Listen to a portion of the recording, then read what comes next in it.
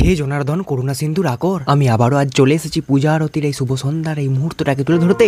ওম সন্ধ্যায় নম। সব থেকে বড় কথা হচ্ছে যে প্রতিদিন আমাদের হিন্দু পরিবারগুলো বা সনাতন ফ্যামিলিতে যে প্রদীপ দেওয়ার রীতিনীতিটা, এটা একটা মহান কাজ বলে আমরা মনে করি। তাই হট্টগোল না করিয়া, পূজা অর্চনা করিয়া নিজের জীবনকে উৎসর্গ করো নিজের ইষ্টদেবীর পদতলে, অর্থাৎ আত্মসমর্পণ করো নিজের ইষ্টদেবীর পদতলে। নিজের ধর্মকে বজায় রেখে তারপর কর্ম করো, নিজের ধর্মকে বজায় রেখেই কর্ম করো, না হলে কোনো কিছুই হবে না ভাই।